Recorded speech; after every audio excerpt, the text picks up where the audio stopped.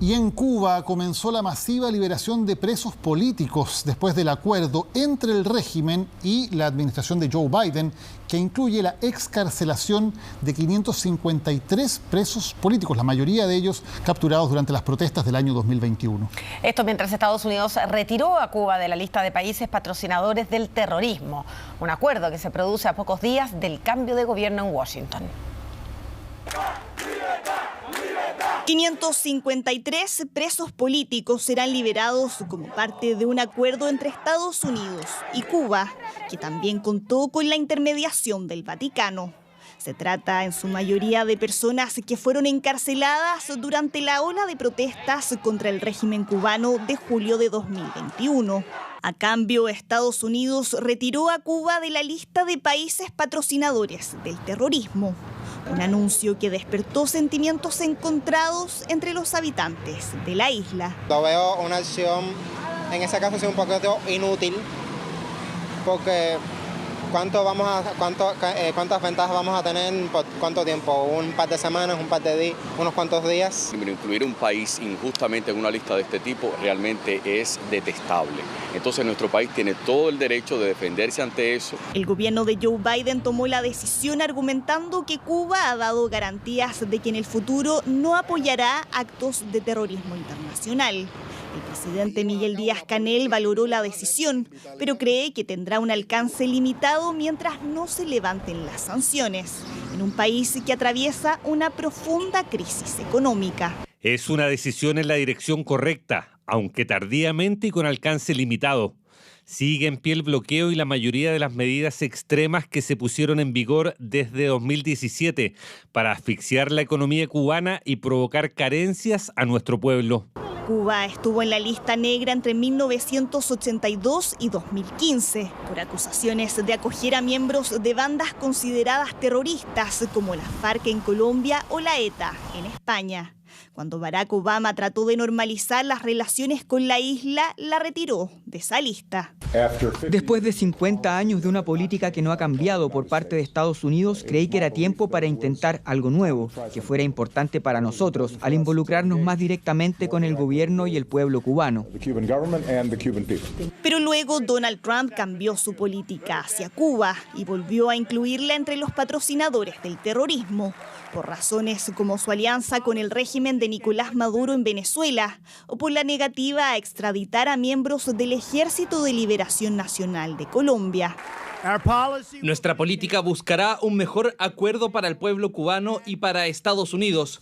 No queremos que los dólares estadounidenses vayan a un monopolio militar que explota y abusa a los ciudadanos de Cuba. Se espera que la retirada de Cuba de la lista de patrocinadores del terrorismo facilite su acceso a mercados y financiación global. La excarcelación de presos ya comenzó y se espera que gran parte de ellos salga en libertad antes de que finalice la administración Biden el próximo 20 de enero. La Corte Suprema resolvió que no procede solicitar a Bolivia la extradición de Pablo Muñoz Hoffmann, quien el 6 de enero fue detenido en La Paz y luego dejado en libertad por la justicia de ese país. El fallo establece que la extradición no es procedente por estar prescrita la acción penal por su presunta participación en delitos de robo con intimidación y robo con violencia, y también la pena a la que había sido condenado como autor del delito de asociación ilícita terrorista. El exfrentista estaba prófugo hace 28 años y era hasta hoy el único exfrentista que no había sido ubicado entre quienes participaron de la fuga en helicóptero desde la cárcel de alta seguridad en 1996. Según la legislación chilena, el plazo de prescripción de este tipo de delitos es de 10 años y en su resolución la Corte Suprema establece que en el caso de Muñoz Hoffmann han transcurrido 33 años desde la comisión de los hechos y 28 años desde el cese de la persecución penal.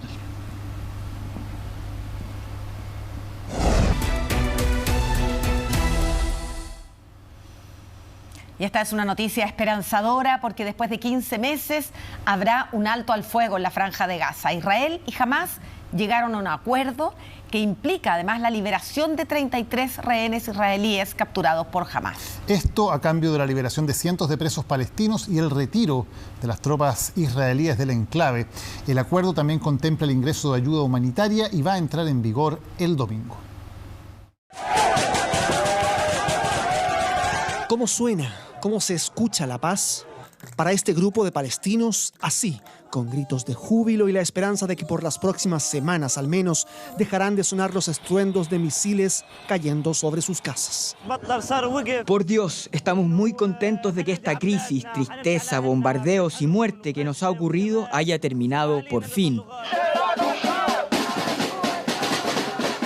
Para este grupo de israelíes, la paz se percibe así, con tambores y una sensación que se mueve entre el alivio y la necesidad de que todos los rehenes de Hamás vuelvan a casa. Estoy rezando para que todas y cada una de las 98 personas que han sido secuestradas vuelvan y este acuerdo lleguemos hasta el final y que acabemos con esto de una vez por todas. Qatar, la República Árabe de Egipto y los Estados Unidos se complacen en anunciar el éxito de los esfuerzos conjuntos de mediación que han permitido alcanzar un acuerdo entre las partes en conflicto en el territorio de Gaza para el intercambio de prisioneros y rehenes. Lo anunció Qatar, país que lideró las tratativas de alto al fuego junto a Egipto y Estados Unidos. Minutos después, Donald Trump y luego Joe Biden explicaron parte de los alcances del acuerdo. La primera fase durará 6 semanas. Incluye un alto al fuego total y completo, la retirada de las fuerzas israelíes de todas las zonas pobladas de Gaza y la liberación de varios rehenes retenidos por Hamás, entre ellos mujeres, ancianos y heridos. A cambio, Israel liberará a cientos de prisioneros palestinos. La fase 2 del acuerdo, dijo Biden, incluirá la negociación para conseguir un final permanente de la guerra. Tuvieron que pasar 15 meses y 8 días en los que murieron 46.000 palestinos. 1.600 soldados israelíes han muerto, sumados a los cerca de 1.200 que perdieron la vida en la irrupción de Hamás de aquel 7 de octubre de 2023. La inteligencia israelí no pudo detectar los movimientos de Hamás, que la mañana de ese sábado aprovechó la fiesta de Simchat Torah para atacar con decenas de cohetes y comandos en camiones, motos e incluso parapentes. Más de 250 personas fueron tomadas como rehenes. Muchos de esos cautivos eran jóvenes que celebraban en una fiesta electrónica en el desierto, y entre ellos, la nieta del chileno Mia Shem fue una de las primeras que apareció en un registro liberado por Hamás como prueba de vida. Fue liberada el 1 de diciembre de 2023. Estas personas aquí son muy buenas y amables conmigo. La comida era buena y la amabilidad, y todo estaba bien. No corrió la misma suerte la chilena de 47 años Loren Garkovich y el resto de las víctimas que fueron sacados de sus kibbutz y asesinados. En respuesta, Israel lanzó uno de los ataques más destructivos de la historia moderna.